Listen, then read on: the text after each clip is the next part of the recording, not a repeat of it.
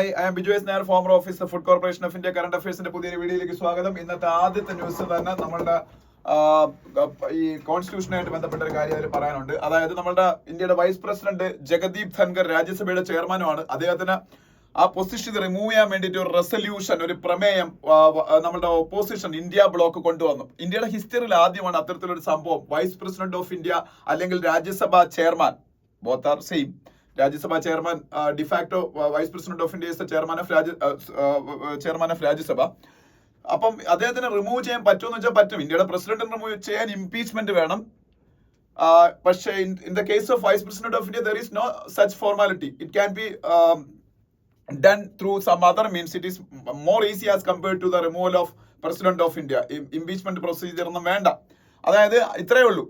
ഇന്ത്യയുടെ കോൺസ്റ്റിറ്റ്യൂഷന്റെ article 67B ആണെന്ന് തോന്നുന്നു. ആർട്ടിക്കിൾ 67B അനുസരിച്ച് ഞാൻ ഇന്നലെ പറഞ്ഞായിരുന്നു 67B ആണെന്നുള്ള ഓർമ്മ അനുസരിച്ച് ഇന്ത്യയുടെ വൈസ് പ്രസിഡന്റിനെ റിമൂവ് ചെയ്യാൻ രാജ്യസഭയിൽ ഒരു റെസൊല്യൂഷൻ കൊണ്ടുവരണം. രാജ്യസഭയിൽ തന്നെ കൊണ്ടുവരണത് resolution.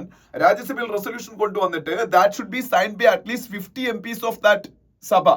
I mean Rajya Sabha, Council of States. Rajya another name is Council of States, and 50 MPs should, minimum 50 MPs should sign that resolution for the removal of Vice President of India, and that notice should be given 14 days in advance. 14 days in advance. 14 ദിവസം മുമ്പായിട്ട് ഇത് consider ചെയ്യാൻ പോകുന്നതിന് 14 ദിവസം മുമ്പായിട്ട് അത് കൊടുത്തിരിക്കണമെന്നാണ്. എന്നിട്ട് ഇത് വൺസ് അഡ്മിറ്റ് ആയി കഴിഞ്ഞാൽ പിന്നെ വോട്ടിംഗ് വരുന്ന സമയത്ത് രാജ്യസഭയിൽ മിനിമം രാജ്യസഭയുടെ ഇപ്പോഴത്തെ സ്ട്രെങ്ത് നിങ്ങൾക്ക് അറിയാം 250 is the total strength of Rajya Sabha. So minimum 126 MPs of Rajya Sabha should support the resolution for the removal of the vice president of India. അപ്പൊ 126 എങ്കിലും ഉണ്ടെങ്കിലല്ലേ സിമ്പിൾ മെജോറിറ്റി ആവുള്ളൂ.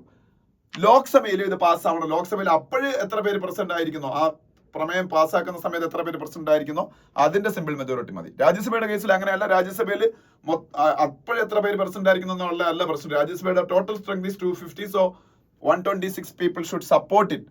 Anyway, it is not going to clear Rajya Sabha hurdle because ruling NDA has the majority there.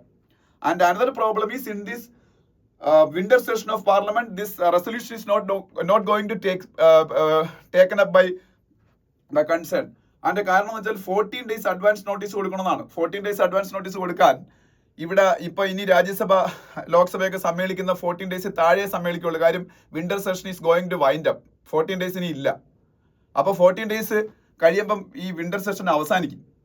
ഇനിയിപ്പോ അടുത്ത സെഷനിൽ ഇത് consider ചെയ്യാന്ന് വെച്ചാൽ അതിനുള്ള പ്രൊവിഷൻ കോൺസ്റ്റിറ്റ്യൂഷനിൽ ഇല്ല. ഒരു സെഷന്റെ അകത്ത് കൊണ്ടുവരുന്ന റെസൊല്യൂഷൻ ആ സെഷന്റെ അകത്ത് തന്നെ ടേക്കപ്പ് ചെയ്യണമെന്ന്. അപ്പം ഒപ്പോസിഷന് പോലും ഇത് പാസ്സാവൂലെന്ന് അറിയാം. ഒപ്പോസിഷന് പോലും ഇത് ടേക്കപ്പ് ചെയ്യാനുള്ള ഡേയ്സ് പോലും ഇല്ലെന്ന് അറിയാം. But still they want to register a protest. Still they want to register a symbolic protest by bringing up this notice against the Vice President of India, Jagdeep Dhankhar. They are saying Vice President of India is totally partial.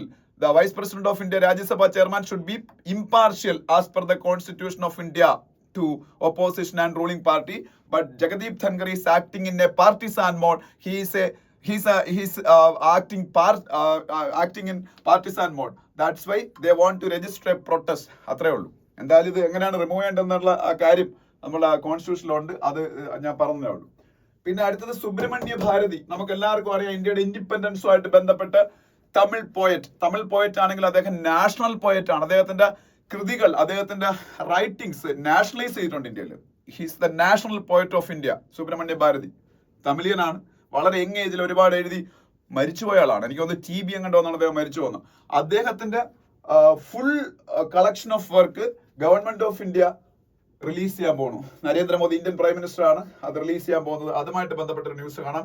ഇന്ന് അദ്ദേഹത്തിന്റെ birthday ആണെന്ന് തോന്നുന്നു. അദ്ദേഹത്തിന്റെ birth anniversary ആണ് December 11. അതുകൊണ്ടാണ് സുബ്രഹ്മണ്യ ഭാരതിയുടെ കൃതികൾ, writings, full volume release ചെയ്യുന്നതിന്റെ work അതിന്റെ ഫസ്റ്റ് ഇതങ്ങാണ്ടാണ് തോന്നുന്നു ഇന്ന് റിലീസ് ചെയ്യാൻ പോകുന്നത്. മോദി ഇന്ത്യൻ പ്രൈം മിനിസ്റ്റർ ആണത് റിലീസ് ചെയ്യാൻ പോകുന്നത്. അവിടെ തന്നെ വേറെ ന്യൂസ് കാണാം. SC calls for details of Allahabad high court judge speech at VHP event. ഞാൻ ഈ ന്യൂസ് മിനിഞ്ഞാന്ന് വായിച്ചപ്പോഴേ വിചാരിച്ചു ഈ അലഹബാദ് ഹൈക്കോർട്ടിലെ ജഡ്ജ് ചെയ്തത് തെറ്റാണെന്ന്. Allahabad high court, India's biggest high court. The High Court having maximum number of judges in India is Allahabad High Court, that is High Court of Uttar Pradesh. ഒരു judge VHPയുടെ ഇവന്റിൽ, Vishwa Hindu പരിഷത്തിന്റെ ഇവന്റിൽ പങ്കെടുത്തു. പങ്കെടുത്തത് പോട്ടെ, അതിനുശേഷം അവിടെ അദ്ദേഹം സ്പീച്ച് നടത്തി പറഞ്ഞത് in favor of uniform civil code. ഇന്ത്യയിൽ Article 44 of Indian Constitution under directive principles ന്റെ അകത്ത് Article 44 യൂണിഫോം സിവിൽ കോഡ് ഇന്ത്യയിൽ ഇംപ്ലിമെന്റ് ചെയ്യണമെന്ന് എഴുതി വെച്ചിട്ടുണ്ട്. That uniform civil code should be implemented inside India എന്നുള്ള രീതിയിൽ അദ്ദേഹം സ്പീച്ചിൽ പറയുകയും ഹിന്ദു കമ്മ്യൂണിറ്റിയെ കുറെ സപ്പോർട്ട് ചെയ്ത് സംസാരിക്കുകയും ചെയ്തു. That is not expected from a judge, because judiciary നേരത്തെ പറഞ്ഞ പോലെയാണ്, ഇമ്പാർഷ്യൽ ആയിരിക്കണം. അപ്പൊ ഇത് ഒരു മിസ്കണ്ടക്ടിന്റെ ഭാഗമായിട്ട് വരും. ഇന്നത്തെ ഹിന്ദുവിന്റെ അകത്തെ പേജുകൾ അതിനെ കുറിച്ചുണ്ട്. അങ്ങനെ മിസ്കണ്ടക്ട്, മിസ്ബിഹേവിയർ ഒക്കെ വന്നു കഴിഞ്ഞാൽ Indian constitution is giving a provision to remove that judge. Even if he's a supreme court judge or high court judge, he can be removed. എങ്ങനെ? ബൈ ഇംപീച്ച്മെന്റ് വഴി, അല്ലെങ്കിൽ സുപ്രീം കോടതി ചീഫ് ജസ്റ്റിസിന് അദ്ദേഹത്തിനോട് റിസൈൻ ചെയ്യാൻ ആവശ്യപ്പെടാം. In case he is not ready to resign from his position, then he can be impeached in the parliament. അപ്പം അതാണ് ചിലപ്പോൾ ഇദ്ദേഹത്തിനെതിരെ അങ്ങനെയൊക്കെ വരാൻ സാധ്യതയുണ്ട്. ഓക്കെ, അപ്പൊ ഇത് മൂന്നാണ് ഫ്രണ്ട് പേജിൽ ആദ്യത്തെ ന്യൂസുകൾ. പിന്നെ Rajnath Singh calls on Vladimir Putin in Moscow എന്നൊരു ന്യൂസിലാണ്. രാജ്നാഥ് സിംഗ് ഇപ്പൊ റഷ്യയിലാണ്. ഞാൻ ഇന്നലെ നിങ്ങളുടെ ഡിസ്കസ് ചെയ്യാൻ തോന്നുന്നു. INS തുഷീൽ എന്ന് പറയുന്ന കപ്പൽ ഇന്ത്യ അവിടെ കമ്മീഷൻ ചെയ്തു.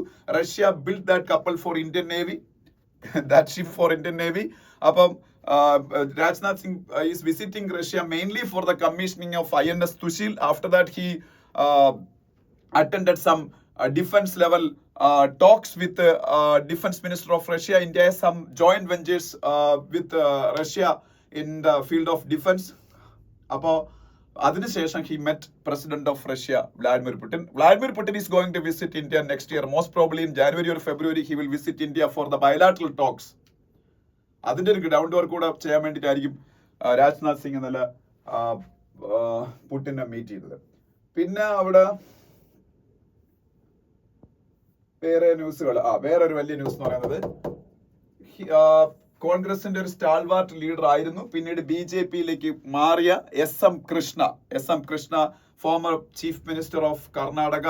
ഹീസ് ക്രെഡിറ്റഡ് ആസ് ദ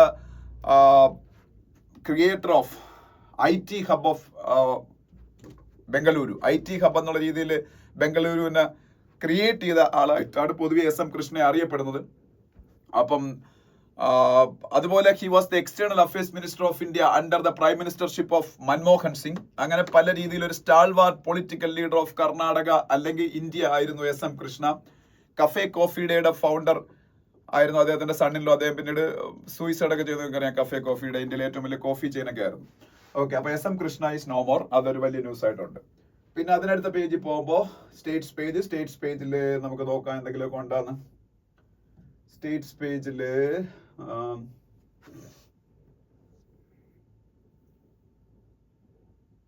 ഇല്ല. സ്റ്റേറ്റ് പേജിൽ നമുക്ക് ഈ പേജിൽ വൈക്കം സത്യാഗ്രഹവുമായിട്ട് ബന്ധപ്പെട്ട പെരിയാറിന്റെ ഒരു പ്രതിമയുടെ മെമ്മോറിയൽ. പെരിയാറല്ല പെരിയോർ എന്നാണ്. EV രാമസ്വാമി നായ്ക്കർ പെരിയോർ. അദ്ദേഹമാണ് ദ്രവീഡിയൻ പൊളിറ്റിക്കൽ ഐഡിയോളജിയുടെ ഫാദർ എന്നറിയപ്പെടുന്നത്. അതുകൊണ്ട് തമിഴ്നാട്ടിൽ വലിയ റിവേർഡ് ഫിഗർ ആണ്. Because Dravidian political ideology is deep rooted in the political space of Tamil Nadu. That's why he is a revered figure in Tamil Nadu. He was also part of Vaikom Satyagraha. Vaikom സത്യാഗ്രഹമൊക്കെ നിങ്ങൾക്ക് അറിയാം. അതിന്റെ സെന്റിനറി ഒക്കെ ആയിരുന്നു ഇപ്പോ. അപ്പൊ വൈക്കം സത്യാഗ്രഹമായിട്ട് ബന്ധപ്പെട്ട് അദ്ദേഹത്തിന്റെ ഒരു മെമ്മോറിയൽ അവിടെ ഉണ്ട്. അപ്പൊ അതിന്റെ ഇനാഗുറേഷന് വേണ്ടിയിട്ട് സ്റ്റാലിൻ തമിഴ്നാട് ചീഫ് മിനിസ്റ്റർ വരുന്നു എന്നുള്ള ഒരു ന്യൂസ് ആണ് ഇവിടെ. പിന്നെ വേറൊന്നും പറയാനില്ല. അതിനടുത്ത പേജിലേക്ക് പോവാം. അതിനടുത്ത പേജിൽ പോകുമ്പോൾ Aravind Panagariya is now at Trivandrum to who is Arvind Panagariya? Arvind Panagariya is the chairman of 16th Finance Commission of India. 16th Finance Commission of India chairman ആണ് Aravind Panagariya. He was also the vice chairman of Niti Aayog, the replacement of Planning Commission of India. Niti Aayog, National Institution for Transforming India. What is Niti Aayog? National Institution for Transforming India, Niti Aayog, and its vice chairman was Arvind Panagariya during the year of 2015-16. ആ ഒരു കാലഘട്ടത്തിൽ ആയിരുന്നു എന്നാണ് എൻ്റെ ഓർമ്മ. എന്തായാലും year എനിക്ക് exactly ഓർമ്മയില്ല, എനിക്ക് തോന്നുന്നു അപ്പോഴാണെന്ന്. എന്തായാലും വൈസ് ചെയർമാൻ ആയിരുന്നു. Now he is the chairman of 16th finance commission. അത് കേരളത്തിൽ പോകുന്നുണ്ട്. അതുമായിട്ട് ബന്ധപ്പെട്ടൊരു ന്യൂസ് ആണ്. പിന്നെ Shivasena UBT leader seeks UT status for Belagavi. Yesterday I spoke about Belagavi. and Belagavi is a disputed place in the boundary of Karnataka, but mainly people speaking mainly the spoken language of Belagavi people is Maratha. That's why Maharashtra is demanding Belagavi from Karnataka, but Karnataka is not ready to give that to Maharashtra. That's why now Maharashtra politicians are requesting central government to declare Belagavi as a union territory. പഴയ പേര് ബെൽഗാം എന്നാണ്, Belgaum. Okay, അപ്പൊ അതൊരു news ആയിട്ടുണ്ട്. പിന്നെ ഇന്ത്യയുടെ chief of air staff എന്ന് പറഞ്ഞാൽ എന്താണ്? ഇന്ത്യയുടെ എയർഫോഴ്സ് ചീഫ്. ഇന്ത്യയുടെ എയർഫോഴ്സ് ചീഫിനാണ് ചീഫ് ഓഫ് എയർ സ്റ്റാഫ് എന്ന് പറയുന്നത്. അത് AP സിംഗ് ആണ്. AP സിംഗ്, ഇന്ത്യയുടെ chief of air staff AP Singh. അദ്ദേഹത്തിന്റെ ഒരു സ്റ്റേറ്റ്മെന്റ് ഒക്കെ ഇവിടെ കാണാം. പിന്നെ ISRO ഗഗൻയാൻ മിഷനുമായിട്ട് ബന്ധപ്പെട്ട് നടത്തിയ എക്സ്പെരിമെന്റിനെ കുറിച്ച് അവിടെ പറയുന്നുണ്ട്. ISRO നേവിയും ചേർന്ന് ഗഗൻയാൻ മിഷൻ, അറിയാമല്ലോ എന്താണെന്നുള്ള കാര്യം. പിന്നെ ഇല്ല വേറെ ന്യൂസുകൾ. Kerala among top states for employability in India എന്നുള്ള report. Kerala continues to lead as one of the most employable states in India as indicated by the India Skills Report 2025. India skills report എന്ന് പറയുന്ന റിപ്പോർട്ട് ഉണ്ട്. അതിൽ ഇന്ത്യയിലെ ഏറ്റവും employable ആയിട്ടുള്ള work force ഉള്ളത് കേരളത്തിലാണെന്ന്. കേരളത്തിൽ ഏതാണ്ട് 71% ഈ ഗ്രാജുവേറ്റ്സും എല്ലാം എംപ്ലോയബിൾ ആണെന്നാണ്. വെച്ചാൽ ഒരു ജോബ് റെഡി ആണെന്നാണ്. അവരെ ഡയറക്ട്ലി ഇൻഡസ്ട്രിയിലേക്ക് എടുക്കാൻ പറ്റും. പക്ഷെ ഇന്ത്യയിലെ പല സ്റ്റേറ്റുകളിലെ അവസ്ഥ അതല്ല. അതുമായിട്ട് ബന്ധപ്പെട്ട ഒരു ന്യൂസ് ആണത്. പിന്നെ ഇന്നത്തെ ഹിന്ദുവിൽ നമ്മൾ ഡിസ്കസ് ചെയ്യുന്നത് ആർട്ടിക്കിൾസ്. ഫസ്റ്റ് എഡിറ്റോറിയൽ ഡിസ്കസ് ചെയ്യും. സെക്കൻഡ് എഡിറ്റോറിയൽ നമ്മൾ ഡിസ്കസ് ചെയ്തില്ല, എന്റെ കാര്യം ഞാൻ പിന്നെ പറയാം. പിന്നെ ഈ Sambhal and the perils of judicial evasion എന്ന ആർട്ടിക്കിൾ ഡിസ്കസ് ചെയ്യും.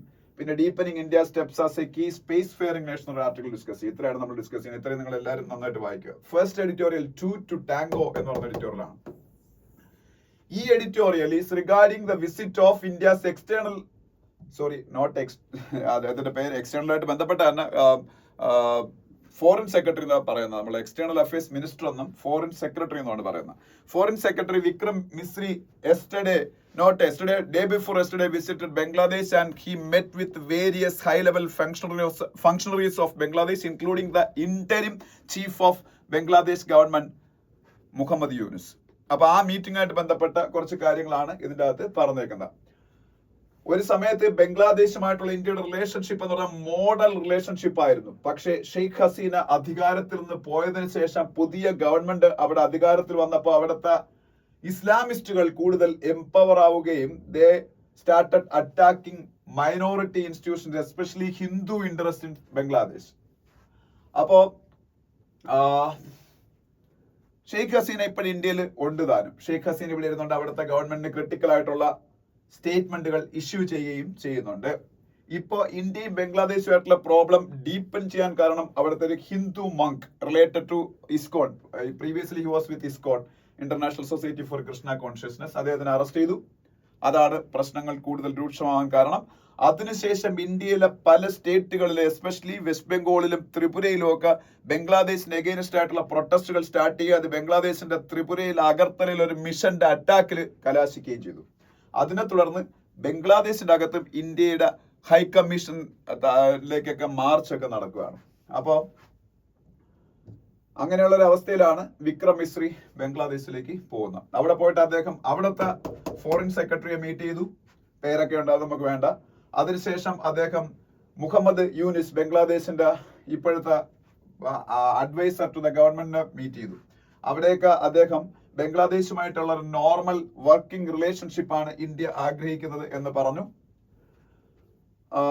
മുഹമ്മദ് യൂനിസ് ഈ ഇന്ത്യയും ബംഗ്ലാദേശും തമ്മിലുള്ള റിലേഷൻഷിപ്പ് സോളിഡ് ആയിട്ട് കൊണ്ടുപോകേണ്ടതിന്റെ ആവശ്യകതയെ കുറിച്ച് അണ്ടർസ്റ്റാൻഡ് ചെയ്തെന്നുള്ള രീതിയിലാണ് അദ്ദേഹത്തിന്റെയും റെസ്പോൺസിൽ നിന്ന് വ്യക്തമാകുന്നത്. ഷെയ്ഖ് ഹസീന ഇന്ത്യയിൽ ഉള്ളതും ഇന്ത്യയിൽ ഇരുന്നുകൊണ്ട് ബംഗ്ലാദേശിലെ എസ്റ്റാബ്ലിഷ്മെന്റിനെതിരായിട്ട് സ്റ്റേറ്റ്മെന്റുകൾ ഇഷ്യൂ ചെയ്യുന്നതിലും ബംഗ്ലാദേശി ഗവൺമെന്റിന് പ്രതിഷേധമുണ്ട്. അത് അദ്ദേഹം വിക്രം മിശ്രിയോട് ധരിപ്പിച്ചതായിട്ടും സൂചനയുണ്ട്. രണ്ട് സൈഡും, ഇന്ത്യൻ സൈഡും ബംഗ്ലാദേശ് സൈഡും, ബോർഡർ മാനേജ്മെന്റിനെ കുറിച്ചും, ഇന്ത്യക്ക് ബംഗ്ലാദേശുമായിട്ടാണല്ലോ ഏറ്റവും വലിയ ബോർഡർ ഉള്ളത്, ട്രേഡിനെ കുറിച്ചും കണക്ടിവിറ്റിയെ കുറിച്ചും വാട്ടർ റിസോഴ്സസിന്റെ ഷെയറിങ്ങിനെ കുറിച്ചും എനർജി റിസോഴ്സസിന്റെ ഷെയറിങ്ങിനെ കുറിച്ചും അദാനിയൊക്കെയാണ് അവിടെ എനർജി സപ്ലൈ ചെയ്യുന്നത്. ഡെവലപ്മെന്റ് കോഓപ്പറേഷൻ, നമ്മൾ അവിടെ ബംഗ്ലാദേശിന് ഡെവലപ്മെന്റ് ഫണ്ടിങ് കൊടുക്കുന്ന ഒരു രാജ്യമാണ്. അതുപോലെ consular, cultural and people to people ടൈസിനെ കുറിച്ചും ഡിസ്കസ് ചെയ്തു എന്നും പറയുന്നു. എന്തായാലും പോസിറ്റീവ് ആയിരുന്നു ഈ മീറ്റിംഗ് എന്നാണ് വാർത്തകൾ സൂചിപ്പിക്കുന്നത്. അപ്പോൾ മൈനോറിറ്റി അറ്റാക്ക് ഒക്കെ ഉണ്ടാകുമ്പോൾ എസ്പെഷ്യലി അവിടെ ഒരു വലിയ മൈനോറിറ്റി കമ്മ്യൂണിറ്റി ഉള്ളതാണ്. പാകിസ്ഥാനെ പോലെ അല്ല, കൂടുതൽ മൈനോറിറ്റീസ് ഉള്ള ഒരു രാജ്യമാണ് ഇന്ത്യ. ബംഗ്ലാദേശിന് പ്രതിഷേധം അറിയിക്കേണ്ടത് ആവശ്യം തന്നെയാണ്. പക്ഷേ ബംഗ്ലാദേശിൽ പൊതുവായിട്ടൊരു തിങ്കിങ് ഉണ്ട്, ഇന്ത്യ ബംഗ്ലാദേശിന്റെ ഇന്റേണൽ അഫയേഴ്സിൽ ഇൻവോൾവ് ആവുന്നു, ഇൻഫ്ലുവൻസ് ചെയ്യാൻ ശ്രമിക്കുന്നു. ആ ഒരു തിങ്കിങ് മാറ്റിയെടുക്കേണ്ടത് ഇന്ത്യയുടെ ഒരു ചുമതലയാണ്. പിന്നെ പ്രത്യേകിച്ച് ഇപ്പം നേപ്പാളില്, ശ്രീലങ്കയില്, മാലദ്വീപ്സിലൊക്കെ പുതിയ ഗവൺമെന്റ് ആണ്. ഈ ഗവൺമെന്റുകളിൽ പലതും ഇന്ത്യക്ക് ചലഞ്ചസ് ഉണ്ടാക്കുന്ന ഗവൺമെന്റ് ആണ്. ഇപ്പം തന്നെ നേപ്പാളിലെ prime minister KP Sharma Oli അവിടുത്തെ ട്രഡീഷനിൽ നിന്ന് മാറിയിട്ട് ചൈനയാണ് ആദ്യം വിസിറ്റ് ചെയ്തത് ഇൻസ്റ്റെഡ് ഓഫ് ഇന്ത്യ. അതുപോലെ ശ്രീലങ്കയിൽ ഒരു കമ്മ്യൂണിസ്റ്റ് ഗവൺമെന്റ് വന്നു. മാലദ്വീപ്സിലെ നിങ്ങൾക്ക് അറിയാമല്ലോ, മുഹമ്മദ് മൊയ്സു ഇന്ത്യക്ക് ആദ്യം ഉണ്ടാക്കിയ പ്രശ്നങ്ങൾ. അപ്പൊ ബംഗ്ലാദേശിൽ ഒരു ഹോസ്റ്റൈൽ ഗവൺമെന്റ് വരുന്നത് it is very unfortunate development for India. അത് സത്യമാണ്. പക്ഷെ എന്നാലും നമുക്ക് വേറെ മാർഗങ്ങളില്ല. ഇവരുമായിട്ടൊക്കെ ഒരു മ്യൂച്വൽ കോ എക്സിസ്റ്റൻസിന് മുമ്പോട്ട് പോവുക, കാര്യങ്ങൾ അവരെ ഡിപ്ലോമാറ്റിക് ലെവലിൽ പറഞ്ഞ് മനസ്സിലാക്കി ഒരു സഹവർത്തിത്വത്തിൽ മുന്നോട്ട് പോകുക എന്നുള്ളതാണ് ഇന്ത്യയുടെ മുന്നിലുള്ള ചുമതല എന്നാണ് ഈ ഫസ്റ്റ് എഡിറ്റോറിയൽ പറഞ്ഞത്. സെക്കൻഡ് എഡിറ്റോറിയൽ ഞാൻ വേണ്ടെന്ന് പറയാൻ കാര്യം വേറൊന്നും കൊണ്ടല്ല. എൻസ് വിത്തൗട്ട് മീൻസ് എന്ന് പറഞ്ഞ editorial actually UGC university grants commission ഇന്ത്യയിലെ കോളേജുകളിൽ അണ്ടർ ഗ്രാജുവേറ്റ് അതുപോലെ പോസ്റ്റ് ഗ്രാജുവേറ്റ് പഠനവുമായിട്ട് ബന്ധപ്പെട്ട് കുറെ പുതിയ ഗൈഡ് ലൈൻസ് കൊണ്ടുവന്നിരിക്കുകയാണ്. അത് NEP-യുടെ ഭാഗമായിട്ടാണ്. NEP 2022 NEP 2022 അല്ല, NEP 2020 നാഷണൽ എഡ്യൂക്കേഷൻ പോളിസി 2020-യുടെ ഭാഗമായിട്ടാണ് UGC പുതിയ പരിഷ്കരണങ്ങൾ ഇന്ത്യയുടെ ഉന്നത വിദ്യാഭ്യാസ മേഖലയിൽ കൊണ്ടുവരുന്നത്, കോളേജ് വിദ്യാഭ്യാസത്തിൽ. അതിന്റെ കുറച്ച് കാര്യങ്ങൾ അതിൽ പറഞ്ഞേക്കണം. അത് നമുക്കിപ്പം ഒരു എക്സാം പോയിന്റ് ഓഫ് വ്യൂ അതിന്റെ ആവശ്യമൊന്നുമില്ല. പിന്നെ നിങ്ങൾ വല്ല PGക്കോ പോകുന്ന ആൾക്കാരാണെങ്കിൽ നിങ്ങൾക്ക് കുറെ കാര്യങ്ങൾ അതിൽ അറിയാറുണ്ട്. അത് അങ്ങനെയുള്ളവർ വായിച്ചു നോക്കുക. ഓക്കെ, ഇനി നമുക്ക് അക്കാഡമിക് പോയിന്റ് ഓഫ് വ്യൂല് അത്യാവശ്യം ഇമ്പോർട്ടൻസ് ഉള്ള വേറൊരു കാര്യം, Sambhal and the perils of judicial evasion എന്ന് പറയുന്ന ആർട്ടിക്കിൾ ആണ്. ഈ ആർട്ടിക്കിൾ ഇത് കാളീശ്വരം രാജ് എന്ന് പറഞ്ഞ വളരെ ഫേമസ് ആയിട്ടുള്ള ഒരു സുപ്രീം കോർട്ടിലെ അഡ്വക്കേറ്റ് ആയിട്ട് എഴുതിയിരിക്കുന്നത്. ഇത് സംഫൽ മോസ്ക് വിഷയം സുപ്രീം കോടതിയുടെ മുന്നിൽ എത്തിയപ്പോൾ സുപ്രീം കോടതി ആക്ച്വലി പ്രൊയാക്റ്റീവായിട്ട് വേറെ ചില കാര്യങ്ങൾ സുപ്രീം കോടതിക്ക് ചെയ്യാമായിരുന്നു. പക്ഷേ സുപ്രീം കോടതി ആ ഒരു താല്പര്യം കാണിച്ചില്ല. അതിന് ഒന്ന് കുറച്ച് ക്രിട്ടിക്കലായിട്ട് വിമർശിച്ചേക്കുന്ന ഒരു എഡിറ്റോറിയലാണ്. വേറെ എന്തൊക്കെ കാര്യം ചെയ്യാൻ, അതായത് ഈ സംഫൽ വിഷയം നിങ്ങൾക്ക് അറിയാം, ഞാൻ പലതവണ പറഞ്ഞാണ്. ഈ സംഫൽ മോസ്ക് വിഷയം സുപ്രീം കോടതിയിൽ എത്തിയപ്പോൾ സുപ്രീം കോടതി ചെയ്തത് എന്താണെന്ന് വെച്ചാൽ, സംഫലിലെ ലോക്കൽ കോർട്ടിന്റെ മുന്നിലാണ് ഈ വിഷയം ആദ്യം എത്തുന്നത്. ഈ local court place of worship act 1991 ഒന്നും മൈൻഡ് ചെയ്യാതെ അവര് ആ പള്ളിയുടെ സർവേ നടത്താൻ പറയുകയും സർവേ നടക്കുകയും ചെയ്തു. അപ്പോഴാണ് അവിടെ വിഷയങ്ങൾ ഉണ്ടാകുന്ന, ആൾക്കാർ മരിക്കുകയൊക്കെ ചെയ്യുന്ന പോലീസ് ഫയറിംഗില്. After that mosque committee went to supreme court and appealed against this decision of local court of Samphal. Appo Supreme Court of India directed that local court to stop all the further proceedings regarding the Samphal mosque issue. എന്നിട്ട് പറഞ്ഞു, one survey happened there, no, as per the direction of direction of that local court, that survey findings should be kept in a sealed cover and that should be disclosed എന്നാ പറഞ്ഞേക്കുന്നത്. ആ സർവേയുടെ findings ചിലപ്പോൾ അവിടെ അമ്പലമുണ്ടെന്നങ്ങനെ ആയിരിക്കും, അതെടുത്ത് വെച്ച് publish ചെയ്താൽ വീണ്ടും അവിടെ അത് ലോ ആൻഡ് ഓർഡർ പ്രോബ്ലം ആയിട്ട് മാറുന്നുള്ളതുകൊണ്ട് സുപ്രീം കോടതി പറഞ്ഞു ആ survey findings should be kept in a sealed cover and that should not be disclosed at any cost until getting the direction from the supreme court of India എന്നാ പറഞ്ഞേക്കണം. അത്രയും കഴിഞ്ഞു. എന്നിട്ട് പറഞ്ഞു, the mosque committee should approach Allahabad High Court, that is the High Court of Uttar Pradesh, for getting further relief. അല്ല supreme കോടതിയിലേക്ക് directly ഇപ്പോൾ ഇങ്ങോട്ട് വരണ്ടെന്നാണ് പറഞ്ഞേക്കുന്നത്. അതിനെയാണ് ഈ ആർട്ടിക്കിളിൽ ചെറിയ രീതിയിൽ ക്രിട്ടിസൈസ് ചെയ്തേക്കുന്നത്. അതായത് ഇത് പറഞ്ഞേക്കുന്നത് വേറെ ഒന്നുമില്ല, പ്ലേസസ് ഓഫ് വർഷിപ്പ് ആക്ട്. ഈ പ്ലേസ് ഓഫ് വർഷിപ്പ് ആക്ട് 1991 കൊണ്ടുവരുന്നത് എന്തിനാണെന്ന് ഞാൻ പലതവണ നിങ്ങളുടെ പറഞ്ഞാണ്. അതുകൊണ്ട് അതിലേക്ക് ഞാൻ കൂടുതലായിട്ട് പോകുന്നില്ല. 1947 ഓഗസ്റ്റ് 15 ഇന്ത്യക്ക് ഫ്രീഡം കിട്ടുന്ന സമയത്ത് ഇന്ത്യയിലെ ഒരു വർഷിപ്പിംഗ് പ്ലേസിന്റെ ക്യാരക്ടർ എന്തായിരുന്നു? That should be maintained at any cost, that should not be altered. അതില് നമ്മൾ ഹിസ്റ്ററി ഒന്നും നോക്കേണ്ട ആവശ്യമില്ല. During Mughal era many of the temples were destroyed by the Mughal rulers and sometimes they built mosque above those temple structures. That is a historical fact, but trying to correct that historical misdeeds right now will create communal problem inside India, and that will break away the social fabric of this nation. അതാണ് കോടതിയുടെ ഒരു ഭാഷ്യം. Even Babri Masjid Ramjanmabhoomi വിഷയം ഉണ്ടായപ്പോൾ 2014 കണ്ട supreme കോടതി അത് പറയുന്നുണ്ട്. സുപ്രീം കോടതിയുടെ ഒരു വിധിന്യായത്തിൽ പറയുന്നുണ്ട്. അവസാനം സുപ്രീം കോടതി ഈ രാമജന്മഭൂമി രാമക്ഷേത്രം നിർമ്മിക്കാൻ തന്നെ കൊടുക്കുകയും അവിടെ നിന്ന് മാറി വേറൊരു സ്ഥലത്ത് പള്ളി നിർമ്മിക്കണമെന്ന് വിധിയും പറയുമ്പോഴും അവർ പറയുന്നുണ്ട് പ്ലേസസ് ഓഫ് വർഷിപ്പ് ആക്ട് 1991 എല്ലാ രീതിയിലും അപ്ഹോൾഡ് ചെയ്യണം. ഈ പ്ലേസ് ഓഫ് വർഷിപ്പ് ആക്ട് 1991 ഈ പറഞ്ഞ ബാബറി മസ്ജിദ് വിഷയത്തിൽ ആപ്ലിക്കബിൾ അല്ലായിരുന്നു. കാര്യം ഈ 1947 ഓഗസ്റ്റ് 15 ഇതൊരു ഡിസ്പ്യൂട്ടഡ് വിഷു ആയിരുന്നു. ഡിസ്പ്യൂട്ടഡ് വിഷു ആയിട്ട് നിൽക്കുന്ന ഒരു സംഭവമാണെങ്കിൽ അത് ഇതിൻ്റെ അകത്ത് പെടുന്നതല്ല. അതുകൊണ്ട് അത് ഇതിൻ്റെ അകത്ത് വരൂലായിരുന്നു. അപ്പം നമ്മളുടെ ലെജിസ്ലേച്ചർ എന്ന് പറയുന്ന നമ്മളുടെ പാർലമെന്റ് ഇങ്ങനെ ഒരു നിയമം ഇനാക്ട് ചെയ്തത് ഇന്ത്യയുടെ സെക്യുലറിസം മെയിൻറ്റെയിൻ ചെയ്യാനും ഇന്ത്യയിലെ ഫ്രറ്റേണിറ്റി കീപ്പ് ചെയ്യാനും സാഹോദര്യവും ഒക്കെ കീപ്പ് ചെയ്യാനും വേണ്ടിയിട്ടാണ്. അപ്പൊ അതുകൊണ്ട് തന്നെ നമ്മൾ ഈ പാസ്റ്റിന്റെ ഡീഡ്സിന്റെ അടിസ്ഥാനത്തിൽ നമ്മുടെ ഫ്യൂച്ചറിനെയും പ്രസന്റിനെയും നശിപ്പിക്കുന്ന രീതിയിലുള്ള ലിറ്റിഗേഷൻസും കൊണ്ട് ഇങ്ങോട്ട് വരാൻ പാടില്ല എന്ന് ഈ ബാബറി മസ്ജിദ് രാമജന്മഭൂമി വിഷയമായിട്ട് ബന്ധപ്പെട്ട് സുപ്രീം കോടതി പ്രൊനൗൺസ് ചെയ്യുന്നുണ്ട് ഈ 1-2 സമയത്ത്. പക്ഷെ അതേ സുപ്രീം കോടതി തന്നെ ആ പ്രിൻസിപ്പളിനെ വയലേറ്റ് ചെയ്യുകയും ചെയ്യുന്നുണ്ട്. പിന്നീട് 2023 ഗ്യാൻവാബി മോസ്കോ ആയിട്ട് ബന്ധപ്പെട്ട ഉത്തർപ്രദേശിലെ വാരണാസിയിലെ കാശി വിശ്വനാഥ് ക്ഷേത്രത്തിനോട് ചേർന്ന് കിടക്കുന്ന ഗ്യാൻവാബി മോസ്കിൽ സർവേ അനുവദിച്ചുകൊണ്ട് സുപ്രീം കോടതിയുടെ അന്നത്തെ ചീഫ് ജസ്റ്റിസ് ആയിരുന്ന DY ചന്ദ്രചൂഡ് പറഞ്ഞത് റിലീജിയസ് ക്യാരക്ടർ ആൾട്ടർ ചെയ്യാൻ പാടില്ലെന്നേ ഉള്ളൂ. പക്ഷെ 1947 ഓഗസ്റ്റ് 15 അല്ലെങ്കിൽ പ്രസന്റ്ലി ഒരു സ്ഥലത്തിന്റെ റിലീജിയസ് ക്യാരക്ടർ എന്താണ് എന്ന് ചെക്ക് ചെയ്യാനുള്ള അവകാശത്തിനെ ഹനിക്കുന്ന ഒന്നും പ്ലേസ് ഓഫ് വർഷിപ്പ് ആക്ടിൽ ഇല്ല എന്ന് പറഞ്ഞുകൊണ്ട് അദ്ദേഹം ഗ്യാൻവാബി മോസ്കിന്റെ സർവേ അനുവദിച്ചു. അതുകൊണ്ടാണ് പിന്നീട് പല ലോവർ കോർട്ടുകളും സുപ്രീം കോടതിയുടെ ഈ വിധിയുടെ ഈ അടിസ്ഥാനത്തിലാണ് പല മറ്റു പള്ളികളുടെയും സർവേ അനുവദിച്ചത്. പിന്നെ പ്ലേസ് ഓഫ് വർഷിപ്പ് അപ്പൊ അതുകൊണ്ട് തന്നെ ഈ സംഭൽ വിഷയമൊക്കെ വന്നപ്പോൾ സുപ്രീം കോടതി ആ ബാബറി മസ്ജിദ് വിഷയമായിട്ട് ബന്ധപ്പെട്ട് അന്ന് സുപ്രീം കോടതി എടുത്ത നിലപാടും ഈ place of worship act uphold ചെയ്യണമെന്ന് അവരെടുത്ത നിലപാടും ഒക്കെ ചൂണ്ടിക്കാണിച്ചുകൊണ്ട് ഈ പറഞ്ഞ സംഭൽ പള്ളി വിഷയത്തിന്റെ സമയത്ത് തന്നെ ഈ place of worship act invoke ചെയ്തുകൊണ്ട് അതിനെ അബ്സല്യൂട്ട്ലി കറക്റ്റ് ആണെന്ന് ഇപ്പൊ അത് ആന്റി കോൺസ്റ്റിറ്റ്യൂഷണൽ ആണെന്ന് പറഞ്ഞ് ഇപ്പൊ സുപ്രീം കോടതിയിൽ ഒരു കേസുണ്ട്. അത് ജസ്റ്റിസ് സഞ്ജീവ് ഖന്ന ഇന്ത്യയുടെ ചീഫ് ജസ്റ്റിസ് കേൾക്കാൻ പോയാണ് ഈ ആഴ്ച തൊട്ട്. അപ്പൊ അത് മുമ്പേ തന്നെ അത് ഫയലിൽ കേസ് എടുക്കേണ്ട ആവശ്യം പോലും ഇല്ലായിരുന്നു, റിജക്ട് ചെയ്യേണ്ടതാണ് എന്നുള്ള രീതിയിലാണ് ഈ ആർട്ടിക്കിൾ വന്നേക്കുന്നത്. പിന്നെ ഈ പ്ലേസ് ഓഫ് വർഷിപ്പ് ആക്ടിന്റെ പല സെക്ഷൻസിനെ കുറിച്ചൊക്കെ ഇത് പറയുന്നുണ്ട്. സെക്ഷൻ 4.1 കുറിച്ച് 4.2 കുറിച്ച് സെക്ഷൻ 6 കുറിച്ചൊക്കെ. ഞാൻ ഈ പറഞ്ഞ ഇത്രയാണ് ഇതിന്റെ കണ്ടന്റ് എന്ന് പറയുന്നത്. ഓക്കെ, ഇനി നമ്മൾ ഇതിന്റെ താഴത്തെ deepening India steps as a key space faring nation എന്ന് പറഞ്ഞൊരു ആർട്ടിക്കിൾ ഉണ്ട്. ഇന്ത്യ 1960s സ്പേസ് ടെക്നോളജിയിൽ വെറും ഒരു ശിശു ആയിരുന്നു. അപ്പോഴാണ് നമ്മൾ വിക്രം സാരാഭായിയുടെ നേതൃത്വത്തിലൊക്കെ നമ്മൾ പതുക്കെ ഈ ഒരു സ്പേസ് ഫെയറിംഗ് നേഷൻ ആവാനുള്ള കാൽവെപ്പുകൾ നടത്തുന്നത്. പക്ഷേ ഏതാണ്ട് 60 വർഷങ്ങൾ കഴിഞ്ഞ് ഇന്ത്യ ഇന്നൊരു സ്പേസ് സൂപ്പർ പവർ ആണ്. Now India is planning to land our men, our Gagancharis to the lower space. അപ്പം അവിടെ അതാണ് നമ്മളെ ഗഗൻയാൻ എന്ന് അറിയപ്പെടുന്നത്. And India send our mission to Mars. Now India is planning to build a space station by 2035, like നമ്മളുടെ അമേരിക്കയുടെ ഒക്കെ നേതൃത്വത്തിലുണ്ടാക്കിയ international space station പോലെ ഒരു സ്പേസ് സ്റ്റേഷൻ ഇന്ത്യയുടെ പ്ലാനിങ് ആണ്.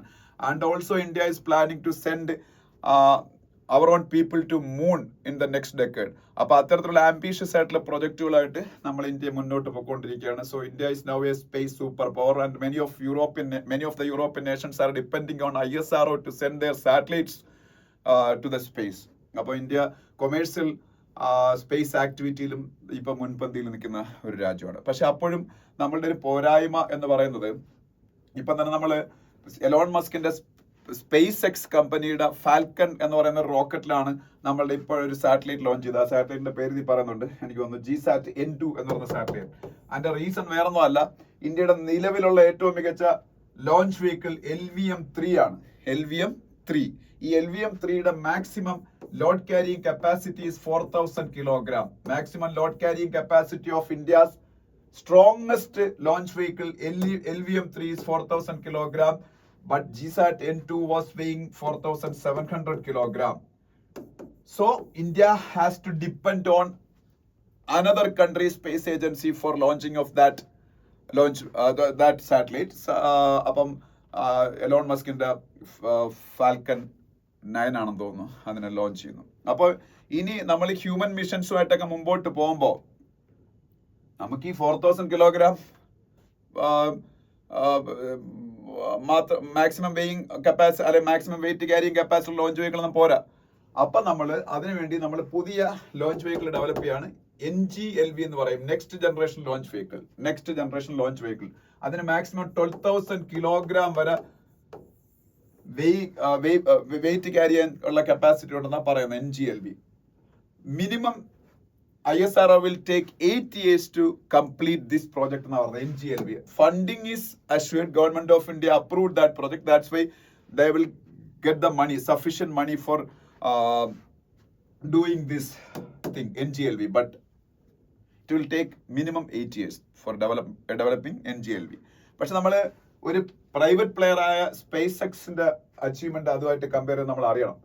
സ്പേസ് എക്സ് ഓൾറെഡി NGLV പല മടങ്ങ് കപ്പാസിറ്റി ഉള്ള ലോഞ്ച് വെഹിക്കിൾ അവർ ഡെവലപ്പ് ചെയ്തിട്ടുണ്ട്. ഫാൽക്കൺ തന്നെ ഇവിടെ പറയുന്നുണ്ട്, ഫാൽക്കൺ ഹെവി ഉണ്ട്, സ്റ്റാർഷിപ്പ് ഉണ്ട്. ഈ ഇടയ്ക്ക് സ്റ്റാർഷിപ്പിനെ കുറിച്ച് ഞാൻ നിങ്ങളുടെ പറഞ്ഞായിരുന്നു.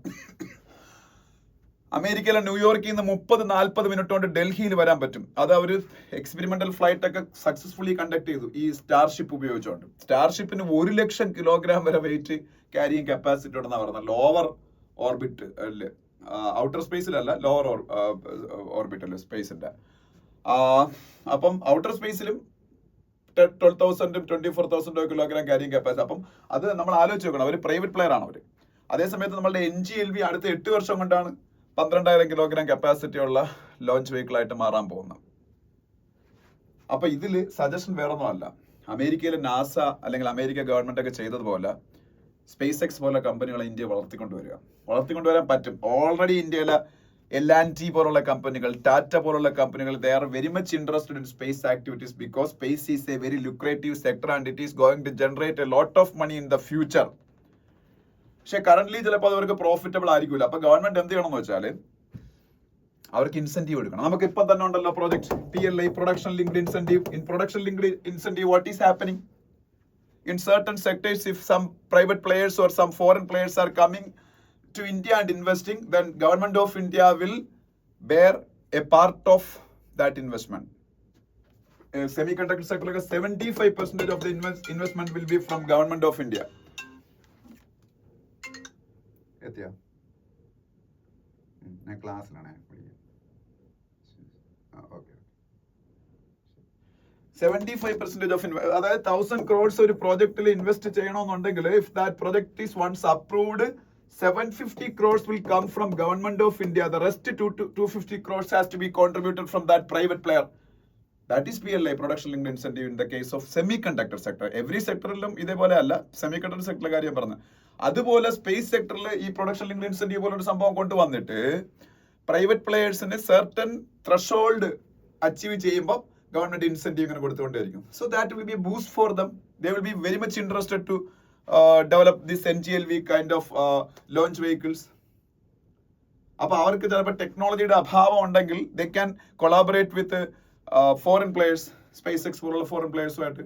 ഇപ്പൊ സക്സസ്ഫുൾ ആയിട്ട് അവർക്ക് ഡെവലപ്പ് ചെയ്യാൻ പറ്റിയില്ലെങ്കിലും they can innovate and they can bring in they can develop a lot of innovation as part of the development of these kinds of launch vehicles. അപ്പം ഈ വൺസ് ISRO NGLV ഡെവലപ്പ് ചെയ്യുന്ന സമയത്ത് നമുക്ക് വേറെ ചില private കമ്പനികളും NGLV develop ചെയ്തിരിക്കും. അപ്പം നമുക്ക് ഒരു കോമ്പറ്റേറ്റീവ് ആയിട്ടുള്ള സ്പേസ് ഉണ്ടാവും. ഒരു ഡെർത്തും കാണത്തില്ലേ ലോഞ്ച് വെഹിക്കിളിന്റെ, സ്മോളിന്റെയോ ബിഗിന്റെയോ മീഡിയത്തിന്റെയോ ഒന്നും. അപ്പൊ അങ്ങനെ ഒരു സംഭവത്തിലേക്ക് പോകുന്നതിനെ കുറിച്ച് ഗവൺമെന്റും നമ്മളെ ഡിപ്പാർട്ട്മെന്റ് ഓഫ് സ്പേസും ഒക്കെ ആലോചിക്കണം എന്നാണ് പറഞ്ഞേക്കുന്നത് ഈ ആർട്ടിക്കിൾ. അപ്പൊ ഇതാണ് നമ്മളിന്ന് ഡിസ്കസ് ചെയ്ത ആർട്ടിക്കിൾസ്. അടുത്ത പേജ് ഒന്നും ഞാൻ ഡിസ്കസ് ചെയ്യുന്നില്ല, ഒന്നാമത്തെ കാര്യം ഞാൻ ലേറ്റ് ആയി പോയി ക്ലാസ് തുടങ്ങാൻ. പിന്നെ code of conduct judges need to follow, അത് ഞാൻ ഒന്ന് ജസ്റ്റ് പരാമർശിച്ചു പോയായിരുന്നു. ഇത്തരത്തിലുള്ള ആർട്ടിക്കിൾ വരാൻ കാരണം അലഹബാദ് ഹൈക്കോർട്ടിലെ ഒരു ജഡ്ജി വിശ്വ ഹിന്ദു പരിഷത്തിന്റെ മീറ്റിംഗിൽ പങ്കെടുത്തുകൊണ്ട് യൂണിഫോം സിവിൽ കോഡിന് ഇംപ്ലിമെന്റ് ചെയ്യേണ്ടതിന്റെ ആവശ്യകതയെക്കുറിച്ച് ഡിസ്കസ് ചെയ്യുകയും ആന്റി മുസ്ലിം ആയിട്ടുള്ള ചില സ്റ്റേറ്റ്മെന്റുകൾ അദ്ദേഹം ഇഷ്യൂ ചെയ്തതിന്റെ അടിസ്ഥാനത്തിലാണ്. അപ്പൊ ജഡ്ജിമാരുടെ കോഡ് ഓഫ് കണ്ടക്ട് ഉണ്ട്, അത് അദ്ദേഹം വയലേറ്റ് ചെയ്തിരിക്കുകയാണ്. അങ്ങനെ ജഡ്ജിമാരുടെ കോഡ് ഓഫ് കണ്ടക്ട് വയലേറ്റ് ചെയ്താൽ ജഡ്ജിമാരെ എന്തൊക്കെ ചെയ്യാമെന്നാണ് ഈ ആർട്ടിക്കിളിന്റെ അകത്ത് പറയുന്നത്. ഒന്നുമില്ല, അലഹബാദ് ഹൈക്കോടതിയിലെ ഒരു ജഡ്ജിയാണ് ചെയ്തതെങ്കിൽ അലഹബാദ് ഹൈക്കോടതിയിലെ ജഡ്ജിക്കെതിരെ അവിടുത്തെ ചീഫ് ജസ്റ്റിസിന് അന്വേഷണം നടത്താം, ഹൈക്കോടതിയിൽ തന്നെ. എന്നിട്ട് സുപ്രീം കോടതിയിലെ ചീഫ് ജസ്റ്റിസിന് അത് സെൻഡ് ചെയ്യണം. സുപ്രീം കോടതിയിലെ ചീഫ് ജസ്റ്റിസ് വേണമെങ്കിൽ അദ്ദേഹത്തിന്റെ അത് റിസൈൻ ചെയ്യാൻ ആവശ്യപ്പെടാം. റിസൈൻ ചെയ്യാൻ ആവശ്യപ്പെട്ടിട്ട് കേട്ടിട്ടില്ല എന്നുണ്ടെങ്കിൽ അവർക്ക് അത് പ്രസിഡന്റ് ഓഫ് ഇന്ത്യക്ക് സുപ്രീം കോടതിയിലെ ചീഫ് ജസ്റ്റിസിന് അയച്ചു കൊടുക്കാൻ പറ്റും ഈ ഒരു റിപ്പോർട്ട്. അതിന്റെ അടിസ്ഥാനത്തിൽ പ്രസിഡന്റ് ഓഫ് ഇന്ത്യക്ക് ഈ ജഡ്ജിയെ റിമൂവ് ചെയ്യാൻ വേണ്ടിയിട്ട് ഇംപീച്ച്മെന്റ് പാർലമെന്റിനോട് നടത്താൻ ആവശ്യപ്പെടാം. അതിനു മുമ്പേ തന്നെ ജഡ്ജിക്ക് റിസൈൻ ചെയ്യാനുള്ള സൗകര്യവും ഈ കോഡ് ഓഫ് കണ്ടക്റ്റിൽ പറയുന്നുണ്ട്. അപ്പൊ അതിനെ കുറിച്ച് അത് വായിച്ചു നോക്കിയാൽ. പിന്നെ അടുത്ത പേജിലേക്ക് പോകുമ്പം India consciously decide to deepen ties with Russia. ഞാൻ പറഞ്ഞില്ല, റഷ്യൻ പ്രസിഡന്റ് വ്ളാഡിമിർ പുടിനുമായിട്ട് Indian defence minister Rajnath Singh ഇപ്പം നടത്തിയ മീറ്റിംഗിനെ കുറിച്ചൊക്കെയാണ്. അതിൽ വേറെ ഒന്നും കൂടുതലായിട്ട് പറയാനൊന്നുമില്ല.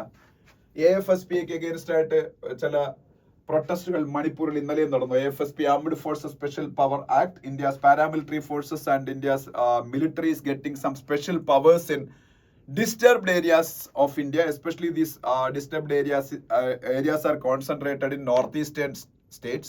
അതിന്റെ കാര്യം എന്താണെന്ന് നിങ്ങൾക്ക് അറിയാം, മണിപ്പൂർ തന്നെ നിങ്ങൾ കാണുന്നതല്ലേ. അപ്പൊ AFSP armed forces special power act. പിന്നെ താഴോട്ട് വരുമ്പം ഇന്നലെ ഇന്ത്യയുടെ നാഷണൽ ഹ്യൂമൻ റൈറ്റ്സ് ഡേ ആയിരുന്നു. As part of that Indian president addressed A conference and in that she delivered A keynote address. അതിൽ അവർ ടച്ച് ചെയ്ത സബ്ജക്റ്റുകളെ കുറിച്ചൊക്കെയാണ് ഇത് പറഞ്ഞത്. ഇന്ത്യയുടെ നാഷണൽ ഹ്യൂമൻ റൈറ്റ്സ് ഡേ എന്നാണ് December 10. Today is December 11. So yesterday was National Human Rights Day. That is December 10. The central agency, that is not a central agency, that is an independent agency to look after human rights issues in our country's NHRC, National Human Rights Commission, and its current chairperson is Vijaya Bharati Sayani. Vijaya Bharati Sayani. She's an interim chief. After some time, a permanent chief will come. Vijaya Bharati Sayani. Next page like പോകുമ്പോൾ SM കൃഷ്ണയുടെ മരണത്തിനെ കുറിച്ചൊക്കെയുള്ള 2 articles ആണ്. ബാക്കി politics ആണ്, പാർലമെന്റുമായിട്ട് ബന്ധപ്പെട്ട്. അതിനടുത്ത പേജിൽ പോകുമ്പോൾ നമുക്കൊരു കാര്യം പറയാനുണ്ട്. ഒരു അവാർഡാണ് മാധവ് ഗാഡ്ഗിൽ. മലയാളികൾക്ക് എല്ലാവർക്കും മാധവ് ഗാഡ്ഗിലിനെ അറിയായിരിക്കും. Because he is a very famous ecologist, he is a very famous എൻവയോൺമെന്റൽ സയന്റിസ്റ്റ്.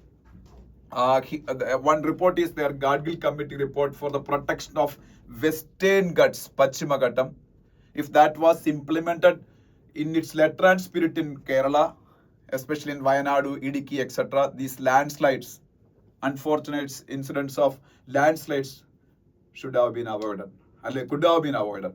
അപ്പം മാധവ് ഗാഡ്ഗിൽ അദ്ദേഹത്തിന് ചാമ്പ്യൻസ് ഓഫ് എർത്ത് അവാർഡ് കിട്ടിയത്. This is a very prestigious award instituted by united നേഷൻസിന്റെ അവാർഡാണ് ചാമ്പ്യൻസ് ഓഫ് എർത്ത് അവാർഡ്. ഇപ്രാവശ്യം മാധവ് ഗാഡ്ഗിലിന്. അപ്പോൾ വേറെ ചില ഫോറിനേഴ്സിനും ഉണ്ട്. ഇത് ഇന്ത്യയുടെ പ്രൈം മിനിസ്റ്റർ നരേന്ദ്രമോദിക്ക് കിട്ടിയിട്ടുണ്ട്, ഇന്റർനാഷണൽ സോളാർ അലയൻസ് ഒക്കെ സ്ഥാപിച്ചതിന്. അപ്പം മോദിക്കും ഈ അവാർഡ് കിട്ടിയിട്ടുണ്ട്. പിന്നെ വേറൊരു ന്യൂസ് എന്ന് പറയുന്നത് new scheme to triple those with access to top journals. അത് ഞാൻ ഇന്നാളെ നിങ്ങളുടെ പറഞ്ഞാണ്. One nation one subscription scheme. One nation one subscription സ്കീമിന്റെ ബഡ്ജറ്ററി സപ്പോർട്ട് എത്രയാണെന്ന് നിങ്ങൾ അറിഞ്ഞിരിക്കണം. 6,000 crores ആണ്. 2025 വരെ തൊട്ട് 2027 വരെ one nation one subscription scheme നടപ്പാക്കുന്നതിന് 6,000 crores is the expected outlay from the government of India. വേറെ ഒന്നുമല്ല, ഇത് ഇന്റർനാഷണൽ ജേർണൽസ് ഒക്കെ ഇന്ത്യയിലെ ഗവൺമെന്റ് കോളേജസിൽ ആൾക്കാർക്ക് അഫോർഡബിൾ റേറ്റിൽ അല്ലെങ്കിൽ ഫ്രീ ഓഫ് കോസ്റ്റിൽ ആക്സസിബിൾ ആക്കാൻ വേണ്ടി ഗവൺമെന്റിന്റെ സ്കീമാണ്. After 2027 a review of the scheme will be done, and after that private sector colleges will also be introduced into this one nation one subscription scheme എന്നാണ് government പറഞ്ഞേക്കുന്നത്. Okay, പിന്നെ PM portion സ്കീമിനെ കുറിച്ചൊരു news ഉണ്ട്. PM portion scheme ഇത് വേറെ ഒന്നും അല്ല. PM portion scheme എന്താണെന്ന് ഇവിടെ പറയുന്നുണ്ട്. അതെന്താണെന്ന് ഇവിടെ പറഞ്ഞിട്ടുണ്ട്. PM പോഷൻ എന്ന് പറയുന്നത്, under the scheme one hot cooked meal is served to 11.7 crore students studying in Balwadika and classes 1 to 8 in 10.24 lakh government and government aided schools. വേറെ ഒന്നുമില്ല, ഒരു നേരത്തെ ചൂടോട് കൂടിയ കുക്ക്ഡ് മീൽ പിള്ളേർക്ക് കൊടുക്കും. എത്ര സ്റ്റാൻഡേർഡ് വരെയുള്ള? 8ാമത്തെ സ്റ്റാൻഡേർഡ് വരെയുള്ള പിള്ളേർക്ക്. അതാണ് അങ്ങനെ 11.7 crore 11,70,00,000 ഇന്ത്യൻ കുട്ടികൾക്കാണ് ഇങ്ങനെ ഒരു നേരത്തെ കുക്ക്ഡ് മീൽ കിട്ടുന്നത് ഈ PM പോഷൻ സ്കീം വഴി. അതുമായിട്ട് ബന്ധപ്പെട്ട ഒരു ഫണ്ടിങ്ങിന്റെ വിഷയമാണ്. ഇപ്പൊ ഫണ്ടിങ്ങിന്റെ കാര്യം നമ്മൾ അറിയേണ്ട തൽക്കാലം PM പോഷൻ സ്കീം എന്താണെന്ന് ജസ്റ്റ് അറിഞ്ഞിരുന്നത്. പിന്നെ ഇന്ത്യയുടെ റിസർവ് ബാങ്കിന്റെ ഗവർണർ ശക്തികാന്ത ദാസ് അദ്ദേഹം റിട്ടയർ ആയി. Sanjay Malhotra is the new RBI governor, and Shaktikanta Das will always be remembered as one of the best RBI governors of our time, because he faced the most problematic atmosphere regarding economic situation. Because COVID-19 happened, then Israel-Hamas war, then Ukraine-Russia war. A lot of issues were there, geopolitical issues, pandemics, etc. But still, he steered Indian economy steadily in a very efficient manner, and he got global recognition for that. He got best central bank governor of the year award from many reputed international firms, international magazines, etc. So he's one of the most outstanding Reserve Bank governors. അപ്പോൾ അദ്ദേഹത്തിന്റെ സംതൃപ്തിയോടുകൂടി പോവാം. സഞ്ജയ് മൽഹോത്ര അതേപോലെ കൊണ്ടുപോകും, നമുക്ക് നോക്കാം. അപ്പൊ എന്തായാലും സഞ്ജയ് മൽഹോത്ര ആയിരുന്നു ഇന്ത്യയുടെ റവന്യൂ സെക്രട്ടറി. അതുകൊണ്ട് റവന്യൂ സെക്രട്ടറി ആയിട്ട് പുതിയ ഒരാളിനെ അപ്പോയിന്റ് ചെയ്തു, Ajay Seth, new revenue secretary of India. Economic affairs സെക്രട്ടറിയും അജയ് സേത്ത് ആണ്. He's now given the additional charge of revenue secretary also, Ajay Seth. പിന്നെ നെക്സ്റ്റ് പേജ് പോകുമ്പോൾ ഇന്റർനാഷണൽ പേജിൽ സിറിയയിലെ ബഷർ അൽ അസാദിന്റെ പുറത്താകലിനെ കുറിച്ചുള്ള ന്യൂസുകൾ കാണാം. ഇസ്രായേൽ സിറിയയിലേക്ക് അതുകൊണ്ട് അറ്റാക്ക് നടത്തി തുടങ്ങി. ഇസ്രായേൽ ബഷർ അൽ അസാദ് പുറത്തു പോകുന്നവരെ അങ്ങനെ സിറിയയിൽ വലിയ അറ്റാക്ക് നടത്തില്ലായിരുന്നു, പക്ഷെ ഇടയ്ക്കിടയ്ക്കൊക്കെ അറ്റാക്ക് നടത്തുമായിരുന്നു. ഇപ്പൊ അവിടെ സിറിയയിൽ മിലിറ്റന്റ് ആയിട്ടുള്ള ഒരു ഓർഗനൈസേഷൻ ആണ് ഇപ്പൊ അവിടെ ഭരണം പിടിച്ചെടുത്തേക്കുന്നത്. That's why Israel is more embolden to attack Syria. And അത് അവർ പറഞ്ഞൊരു ന്യായമുണ്ട്, അവിടെ ഒരുപാട് കെമിക്കൽ വെപ്പൺസ് ഉണ്ട്. ഒരു റെസ്പോൺസിബിൾ അല്ലാത്ത ഗവൺമെന്റ് ആണ് അവിടെ വരുന്നതെങ്കിൽ there is a fair chance of these chemical weapons landing in to the hands of terrorist. അപ്പൊ അത് ഒഴിവാക്കാൻ വേണ്ടിയുള്ള അറ്റാക്ക് ആണെന്നാണ് അവർ പറയുന്നത്. പിന്നെ തൈവാനും ചൈനയും തമ്മിലുള്ള വിഷയങ്ങളെ കുറിച്ചും ഉണ്ട്. ഇനി അടുത്ത പേജ് സ്പോർട്സ് പേജിലേക്ക് പോകുമ്പോൾ എല്ലാ ദിവസത്തെയും പോലെ വേൾഡ് ചെസ് ചാമ്പ്യൻഷിപ്പ്, അതിന് 2 മാച്ചും കൂടെ ഉള്ളൂ. രണ്ടുപേരും ഈക്വൽ പോയിന്റ്സ് ഷെയർ ചെയ്ത് നിൽക്കുകയാണ്, ഡിംഗ്ലറും ഗുഗേഷും. അതുപോലെ WTA വിമൻ ടെന്നീസ് അസോസിയേഷൻ അവരുടെ ഈ വർഷത്തെ player of the year award സ്ത്രീകൾക്കേ കിട്ടുള്ളൂ. WTA is the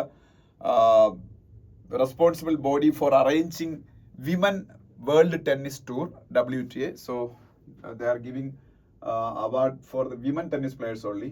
അപ്പൊ Aryna Sabalenka she is the best women player of the year 2024 as per WTA. Ariana Sabalenka is the best woman tennis player in 2024. WTA ആണ് select ചെയ്തത്. പിന്നെന്താണ്, ഇത്രയേ ഉള്ളൂ, വേറെ ഒന്നും പറയാനൊന്നുമില്ല. ഓക്കെ, അപ്പൊ നെക്സ്റ്റ് ഡേയിൽ നമുക്ക് വീണ്ടും കാണാം. Thank you so much.